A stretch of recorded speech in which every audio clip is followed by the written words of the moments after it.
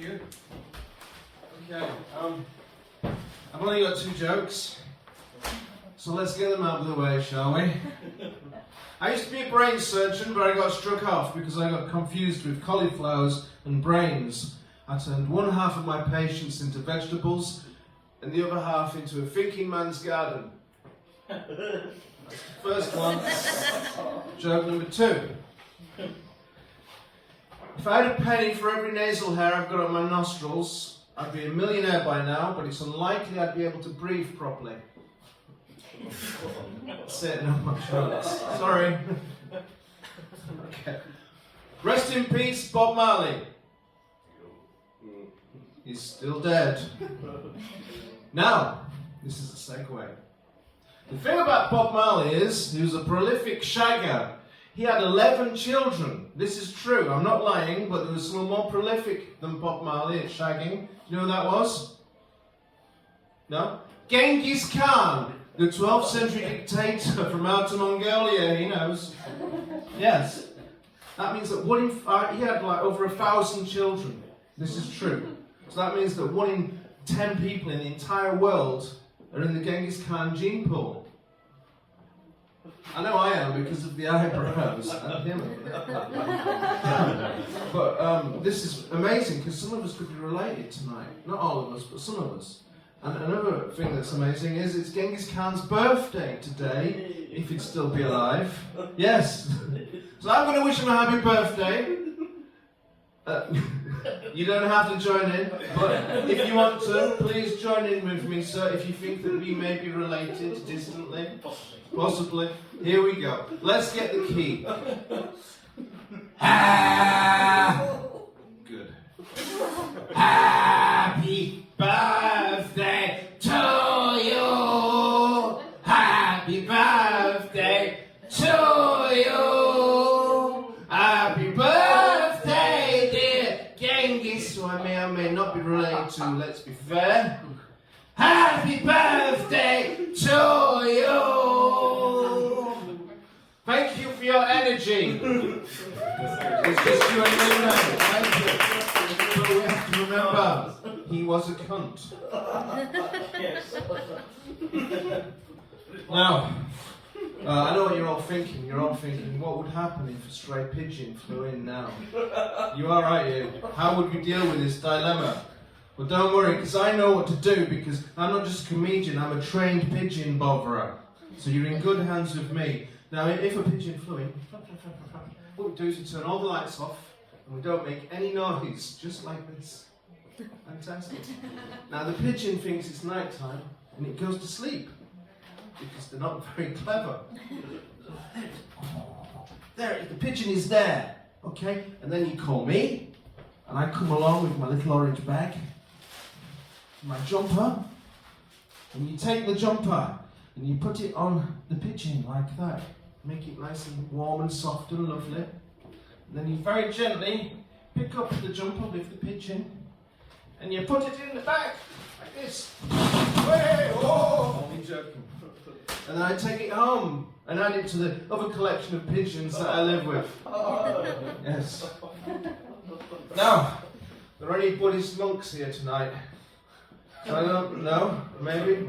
I don't like Buddhist monks. They're always so happy and you can never win an argument with them. I had this Buddhist monk friend called Gary and he came up to me and went, "Hello Paul, how are you?" And I said, "Well actually Gary, I can't pay my rent this month, I'm quite depressed." "Well never mind, at least you've got your health." And I said, "Well actually Gary, I don't have my health because I've got a dodgy arm." "Well don't worry, at least it hasn't fallen off yet." "Actually, it's going to be surgically removed tomorrow, Gary, because it's riddled with gangrene." "Oh, well, never mind. At least you don't have a terminal illness." "Actually, Gary, I do. I'm going to be dead in 3 months' time." Oh, well, never mind. At least you'll be reincarnated probably as a pigeon." "Well, no, Gary, what if I come back as a worm, and what if the pigeon eats the worm?" "Oh, well, never mind. What if the pigeon will probably just eat the worm and then poop out the excrement and it will go back into the earth and you will be at one with the universe." See what they're like, these Buddhist monks? Yes, he's nodding, he knows. Yes, you can't win them. But the thing is, it's good luck anyway because Gary got hit by a bus and he died. And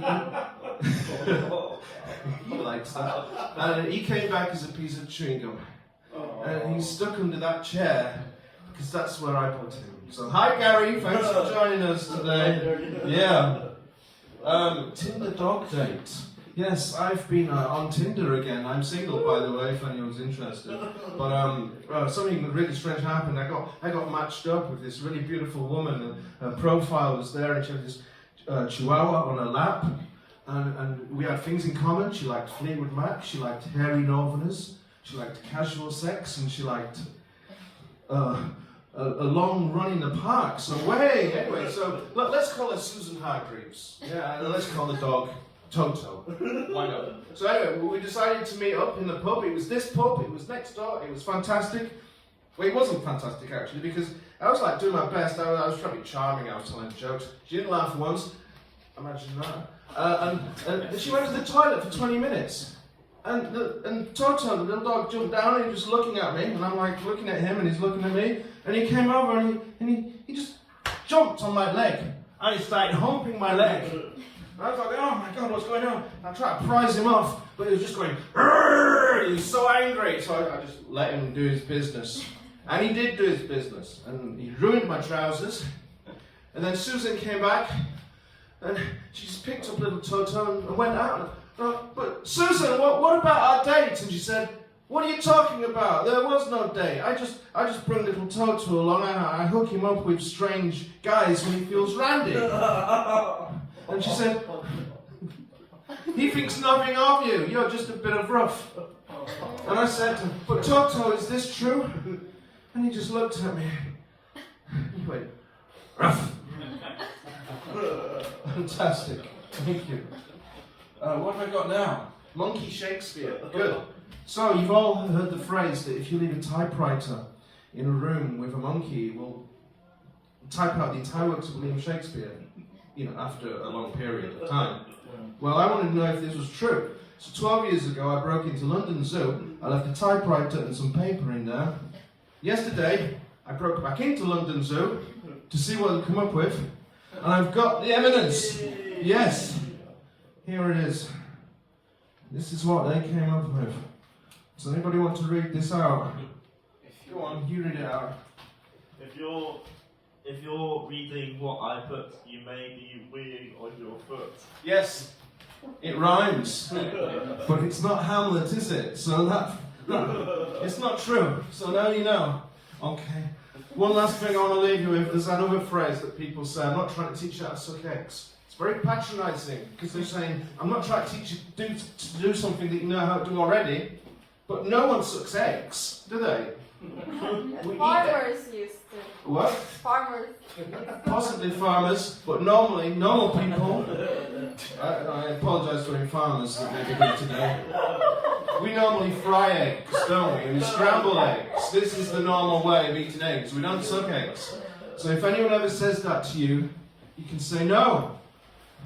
I already know how to suck an egg because some weird, sweaty guy from Bradford has already shown me how to suck an egg. Just for you people, this is an egg. This is my wife. This is my wife. This is my mouth. This is not my wife. I'm now going to suck the egg for you people because I love you, especially him. We are definitely related, me and him. Genghis Khan. And he's got a sex toy. Oh no, he swapped it. Oh, we could have had so much fun. Anyway. Oh, I'm heterosexual. What am I saying? Oh, Hey.